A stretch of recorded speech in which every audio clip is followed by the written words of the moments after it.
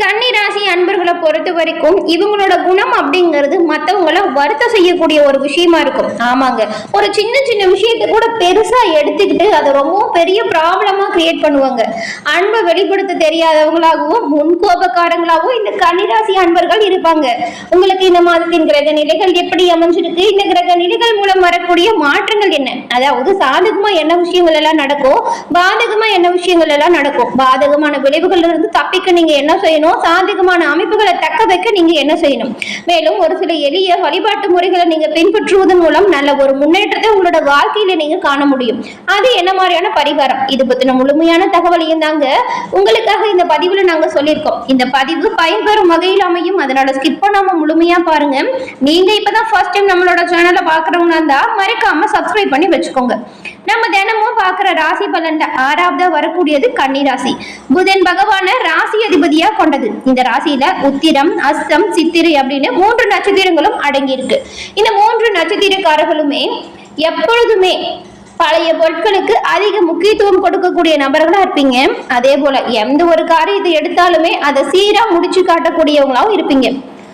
உங்களுக்கு அன்பு அப்படின்னு வந்துட்டா எல்லோருக்குமே சின்னவங்க பெரியவங்க அப்படி ஒரு வித்தியாசம் இல்லாம காட்டக்கூடியவங்களா இருப்பீங்க. ஆனா இந்த கோபம் வந்துட்டா மட்டும் யாரு என்ன அப்படின்னு பார்க்கவே மாட்டீங்க. உங்களோட எதிரிகளை துவம்சம் ஆக்கிடுவீங்க. இதனாலதான் உங்களோட குணம் வருத்தம் செய்யக்கூடியதா இருக்கு அப்படின்னு ஃபர்ஸ்ட்ல சொன்னோம். சின்ன சின்ன விஷயத்துக்கு கூட பெருசா எடுத்துப்பீங்க, ஆனா ரொம்ப பெரிய விஷயத்துக்கு கூட எளிதான விஷயம் சொல்லி விட்டு கொடுத்துட்டு போயிருவீங்க. அதனால உங்களோட சுற்றி இருக்கிறவங்க உங்களை சொல்லியிருப்பாங்க பாருங்க, உங்களை புரிஞ்சுக்கவே முடியல அப்படிங்கிற ஒரு இயல்புக்கு. இதெல்லாம் புதன் பகவான் ராசி அதிபதியா இருக்கிறதுனால எல்லா விஷயத்தையுமே நீங்க எவ்வளவு வந்துட்டு தீர்க்கமா நல்லா ஆலோசனை செஞ்சு எடுத்தாலுமே உங்களோட முன்கோபத்தால நிறைய விஷயங்கள்ல பாதிப்புகளும் ஏற்பட்டிருக்கும். அதன் பிறகுதான் நீங்க யோசிச்சே பார்த்திருப்பீங்க. இந்த கோபத்தை மட்டும் கன்னிராசி அன்பர்கள் தவிர்த்தா உங்களோட வாழ்க்கையில நல்ல ஒரு முன்னேற்றத்தை காண முடியும். நீங்க ஒவ்வொரு விஷயத்தையுமே யோசிச்சு செயல்படுத்தினால நல்ல ஒரு வாழ்க்கை தரம் உயர்வதற்குமே உங்களால எல்லா விஷயத்தையுமே மேற்கொள்ள முடியும். இந்த கோபம் மட்டும்தாங்க உங்ககிட்ட இருக்கக்கூடிய ஒரே ஒரு மைனஸ். இந்த கோபத்தை தவிர்த்தா நன்மைகள் பலவும் வந்து சேரும். மேலும் இந்த புதன்கிழமையில நீங்க நாராயணன் வழிபாட செய்து வருவதன் மூலம் எண்ணற்ற நல்ல பயன்களையுமே பெற முடியும். ஆமாங்க, ஏன்னா ராசி அதிபதி புதன் பகவான் அப்படிங்கிறதுனாலையும் ராசிக்குரிய கடவுள் நாராயணன் அப்படிங்கிறதுனாலையும் உங்களுக்கு புதன்கிழமையில நாராயணன் வழிபாடு நல்ல ஒரு முன்னேற்றம் தரக்கூடிய வழிபாடா பார்க்கப்படுது. உங்களுக்கு நாராயணன் பிடிக்கும் என்றாலும் ஓம் நமோ நாராயணா போற்றி அப்படிங்கிற மந்திரத்தை 3 முறை பதிவிடவும் செய்யுங்க. இறைவனின் அருளால் உங்களோட வாழ்க்கையில் வரக்கூடிய அனைத்து பிரச்சனைகளும் உங்களை விட்டு தீர்ந்து நலமுடன் வாழவும், காரிய தடைகள் நீங்கி செல்வ நிலை மேலோங்கி வளரவும் உங்களுக்காக வாழ்த்துக்களை சொல்லிட்டு இறைவனிடம் பிரார்த்தனையும் செஞ்சுக்கிறோம்.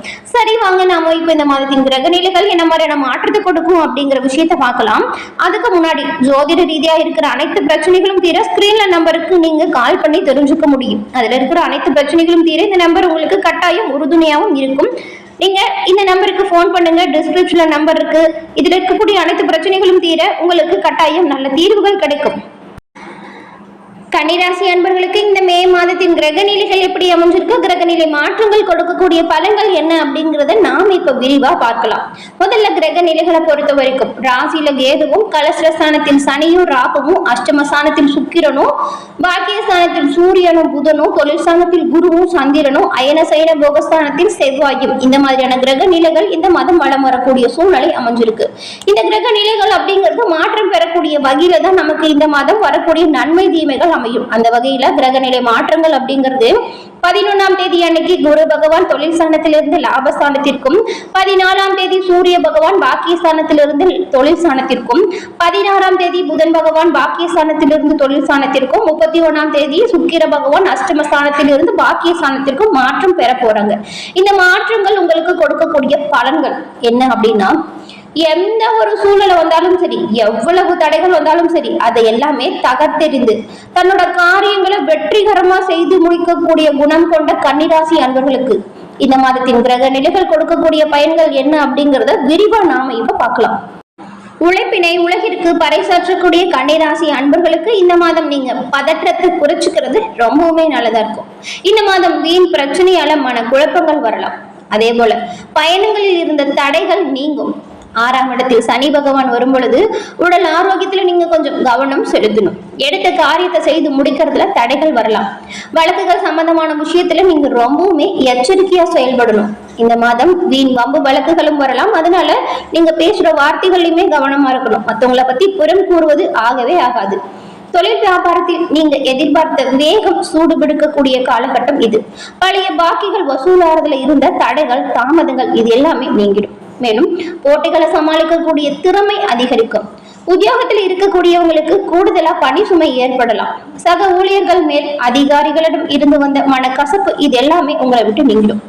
குடும்பத்திலையுமே இப்போ கிரக நிலைகள் பார்த்தா ஒரு நிம்மதியான சூழ்நிலை உருவாகும். உங்களோட கருத்துக்கு மதிப்பு உண்டாகும். கணவன் மனைவிக்கிடையே இருந்து வந்த மன சஞ்சலங்கள் தீரும். ஒற்றுமை அதிகரிக்கும். பிள்ளைகளிடம் பாசம் அதிகரிக்கும். பெற்றோர் உறவினர்கள் கிட்ட அரவணைப்பு அதிகமாகும். பெண்களுக்குமே பயணங்களில் நல்ல ஒரு நன்மை உண்டாகும். எதிர்பாராத தடங்கல்கள் அவ்வப்போது வரலாம். யோசிச்சு செய்யக்கூடிய காரியங்கள் அனைத்துமே உங்களுக்கு சாதகமான வகையில பலன் தரக்கூடிய யோகத்தை கொடுக்கும். கலைத்துறையில் இருக்கக்கூடிய உங்களுக்கு புதிய ஆர்டர்கள் விஷயமா நீங்க வெளியூர் செல்ல வேண்டிய வாய்ப்புகள் திடீர்னு வரலாம். பழைய பாக்கிகள் வசூலாகிறதுல வேகம் காட்டும். வரதே வராதுன்னு நினைச்சிருந்த பணம் கூட இப்போ நீங்க முயற்சி செஞ்சா வாங்க முடியும். புதிய ஒப்பந்தத்துல கையெழுத்திட நினைக்கிறவங்க அதற்கான சரியான ஆலோசனையில ஈடுபட்ட பிறகு செயல்படுத்துவது நல்லது. அரசியல் துறையில இருக்கிறவங்களுக்கு வேலையாக சில முக்கிய நபர்களை நீங்க சந்திக்கிற மாதிரி சூழ்நிலை வரலாம். அவங்க மூலியம் நன்மைகள் பலவும் வந்து சேரும். கொடுத்த கடனை திருப்பி வாங்க முயற்சி செஞ்சீங்கன்னா அதற்கான முன்னேற்றம் உண்டாகும். ஆனா நீங்க வீண் வாக்குவாதங்கள் ஏற்படக்கூடிய சூழல் வரும். அதை மட்டும் தவிர்த்தால் போதும். எந்த ஒரு விஷயத்திலுமே கவனமா பேசணும்.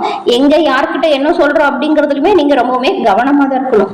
புறம் கூடுதல் ஆகாது. மத்தவங்களை பத்தி உங்ககிட்ட யாராவது ஏதாவது சொன்னாலும் அதை பெருசா நீங்க காது கொடுத்து கேட்காம அவாய்ட் பண்ணிடுங்க. ரெண்டு விஷயமே ரொம்பவுமே ஆபத்து இந்த மாதத்தை பொறுத்த வரைக்கும். நண்பர்களிடம் முக்கிய விஷயங்களை ஆலோசனை செய்யும் பொழுது அடுத்தவங்களை பத்தி பேசாமல் இருக்கிறது நல்லது.